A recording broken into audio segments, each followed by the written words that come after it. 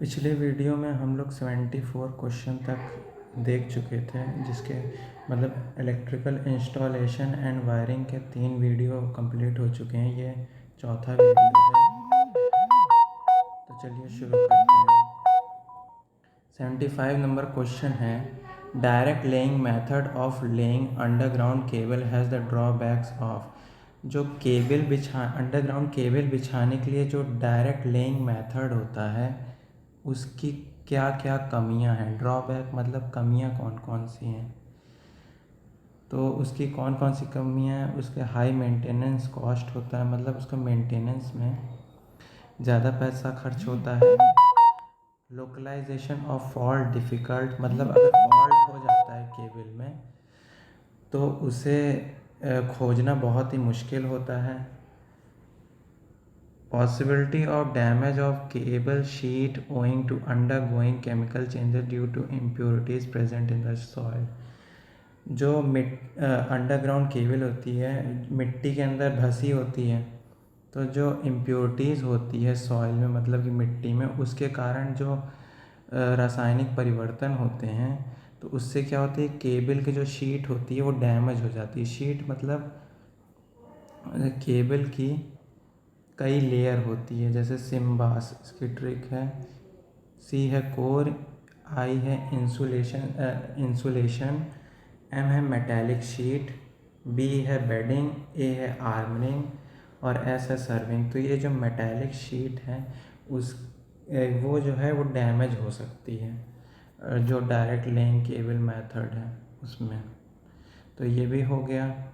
और चौथा है risk of cable being damaged at a subsequent excavation work carried out for expansion और repair. मतलब कि जब केबल को रिपेयर करने के लिए खुदाई की जाती है तो उससे उसमें क्या है, वो डैमेज हो सकती है। तो ये भी ये उसका बहुत बड़ा ड्रॉबैक है। तो इसका आंसर हो जाएगा option number E, all of the above. Next question है, drawing system of laying underground cables has the drawbacks of. जो अंडरग्राउंड केबल बिछाने के लिए जो ड्रॉइंग सिस्टम मेथड है, उसके क्या क्या ड्रॉबैक है, मतलब कमियां हैं। तो उसकी कौन कौन सी कमियां हैं, जैसे उसका हायर कॉस्ट, मतलब पैसा बहुत खर्च होता है। Reduced current carrying capacity of the cable. इस मेथड में क्या होता है कि जो केबल की जो करंट कैरी करने की जो क्षमता होती है वो कम हो जाती है। और requirements of much deeper and wider trenches, मतलब ज़्यादा गहराई की ज़रूरत होती है इस तरीके के मेथड में केबल को बिछाने के लिए। और नेक्स्ट ऑप्शन, रिपेयर्स अल्ट्रेशन और एडिशंस डिफ़िकल्ट, मतलब रिपेयर करना इस मेथड में भी मुश्किल होता है। तो इसका ऑप्शन हो जाएगा option number E, all of the above accept D, मतलब इसको छोड़ के बाकी ये तीनों सही हैं। मतलब इसका जो है मतलब रिपेयरिंग करना उतनी डिफ़िकल्ट नहीं होता है। नेक्स्ट क्वेश्चन है, solid system of laying underground cables has the drawbacks of. जो सॉलिड सिस्टम मेथड है अंडरग्राउंड केबल को बिछाने के लिए, उसकी क्या क्या कमियां हैं। तो उसकी कमियां हैं, हायर कॉस्ट होता है, करंट कैरिंग कैपेसिटी केबल की घट जाती है, रिपेयर करने में ज़्यादा वक्त लगता है, और no protection against mechanical engineering and from impurities present in the soil. नहीं, ये गलत, ये नहीं होगा। तो ऑप्शन नंबर ई होगा, all of the above accept D. मतलब ड्रॉबैक कौन कौन से हैं, ए है, बी है, सी है। नेक्स्ट क्वेश्चन है, the system of laying underground cables adopted in congested areas where excavation is expensive and inconvenient is. इस क्वेश्चन में कह रहा है, ऐसा कौन सा मेथड है अंडरग्राउंड केबल बिछाने का जो कंजेस्टेड एरिया, मतलब कि जहाँ ज़्यादा जगह नहीं होती है और जहाँ पर खुदाई बहुत ही महंगी और इनकन्वीनियंट होती है। तो ऐसा कौन सा मेथड है? तो ऐसा मेथड है ड्रॉइंग सिस्टम। नेक्स्ट क्वेश्चन है minimum distance of underground cable from the foundation of building should be. मतलब जो अंडरग्राउंड केबल है उसका किसी बिल्डिंग के फाउंडेशन, जैसे बिल्डिंग यहाँ से स्टार्ट हो रही है, यहाँ से स्टार्ट हो रही है, तो यहाँ से कितनी दूर पे अंडरग्राउंड केबल बिछाना चाहिए, मिनिमम डिस्टेंस कितनी होनी चाहिए? तो वो होनी चाहिए 10 सेंटीमीटर होनी चाहिए। नेक्स्ट क्वेश्चन है which of the following DC distribution system is the simplest and cheapest in first cost.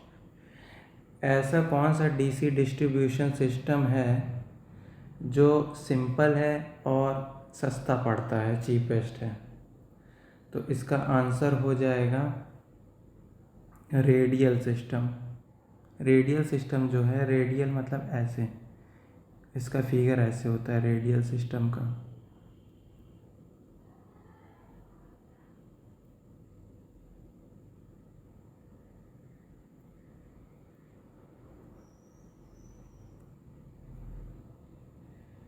ये है रेडियल सिस्टम।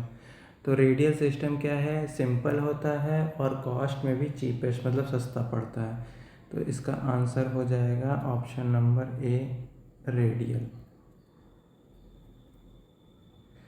नेक्स्ट क्वेश्चन है which distribution system is more reliable. मतलब ऐसा कौन सा डिस्ट्रीब्यूशन सिस्टम है जो सबसे ज़्यादा भरोसेमंद होता है? तो ऐसा कौन सा सिस्टम है जो सबसे ज़्यादा भरोसेमंद होता है? तो वो है रिंग मेन सिस्टम। चीपेस्ट तो रेडियल होता है, लेकिन जो सबसे ज़्यादा भरोसेमंद होता है वो होता है रिंग मेन सिस्टम। इसका फिगर कैसे बनता है रिंग मेन सिस्टम का? ऐसे, इधर 2 सर्किल, इधर ऐसे, मतलब एक तरीके से रिंग जैसा, मतलब जो चारों तरफ से घिरा होता है।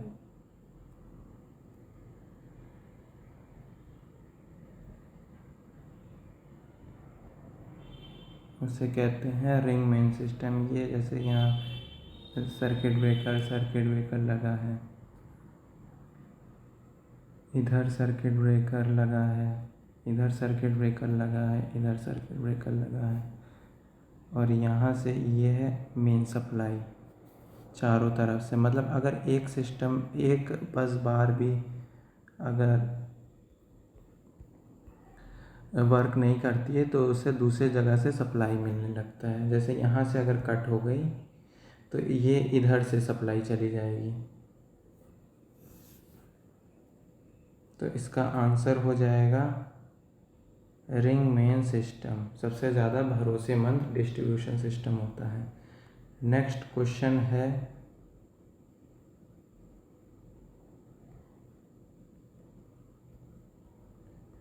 Which of the following statement is correct about erection of poles. मतलब जो पोल हैं, पोल को जब लगाया जाता है तो उसके लिए कौन सा स्टेटमेंट सही है? तो इसका आंसर होगा option number A, deadman and derrick pole methods of erection of poles are used respectively for heavier poles and lighter poles.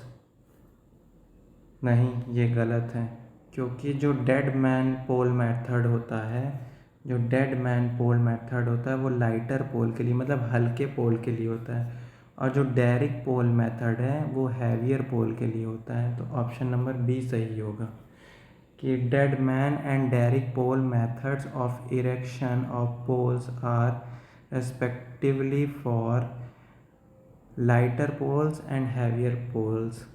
मतलब फिर से बता रहा हूँ, डेड मैन पोल मेथड जो है वो लाइटर पोल, हल्के पोल के लिए होता है, और जो डेरिक पोल मेथड है वो हैवियर पोल, मतलब भारी पोल के लिए यूज़ किया जाता है। डेरिक पोल मेथड कैसे होता है, जैसे कि ये एक पोल लगा दिया गया है, इसको चारों तरफ से बांध दिया गया, मतलब ज़मीन में गाड़ के, तो ये होता है डेरिक पोल मेथड। तो इसका ऑप्शन हो जाएगा answer number B. Next question है cradle guards are provided on the road crossing for the safety of the. ये क्रैडल गार्ड मतलब क्यों लगाया जाता है रोड क्रॉसिंग करते समय? तो इसका आंसर हो जाएगा human beings, animals and material moving on the road. मतलब इनको बचाने के लिए क्रैडल गार्ड का यूज़ किया जाता है रोड क्रॉसिंग में। जैसे ये रोड जा रही है, ये रोड जा रही है, तो एक इस साइड पोल लगा है, एक इस साइड पोल लगा है, यहाँ से यहाँ वायर जा रहा है। तो वायर जब टूटेगा तो रोड पे ही गिरेगा। तो इससे बचाने के लिए नीचे, वायर के नीचे एक लोहे की जाली लगा दी जाती है जो कि वायर को ज़मीन पे गिरने से बचाती है। तो इसी को कहते हैं क्रैडल गार्ड। नेक्स्ट क्वेश्चन है the short length of the conductor use to connect the line conductor on one side of the terminal pole to the line conductor on the other side of the pole is known as। मतलब जैसे कि ये एक tower है, tower,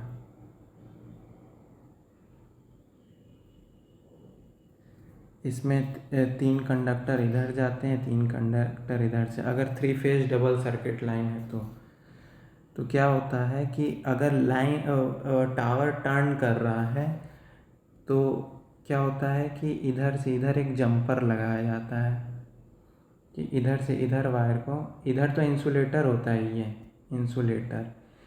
insulator जो होता है वो टावर से टाइट रहता है और वायर यहीं तक आता है। तो वायर को इधर से इधर कनेक्ट करने के लिए ये लगाया जाता है जंपर। तो इसे क्या कहते हैं? जंपर कहते हैं। नेक्स्ट क्वेश्चन है the insulation resistance test is perform on power line with. मतलब जो इंसुलेशन रेजिस्टेंस को किससे मेज़र किया जाता है, कौन सा, मतलब उस डिवाइस को क्या कहते हैं? तो उस डिवाइस को कहते हैं मैगर में। और इंसुलेशन किस में मेज़र होता है? मेगा ओम में मेज़र होता है इंसुलेशन रेजिस्टेंस। तो किससे मेज़र किया जाता है? मैगर से मेज़र किया जाता है। तो ऑप्शन नंबर सी इसका करेक्ट आंसर होगा। तो हमने पूरा इलेक्ट्रिकल इंस्टॉलेशन एंड वायरिंग के सारे क्वेश्चन जितने भी इस बुक में थे हमने कंप्लीट कर लिए हैं। अब नेक्स्ट वीडियो में मिलेंगे किसी नए टॉपिक के साथ। तो चैनल को सब्सक्राइब करें, वीडियो को लाइक करें। Thank you.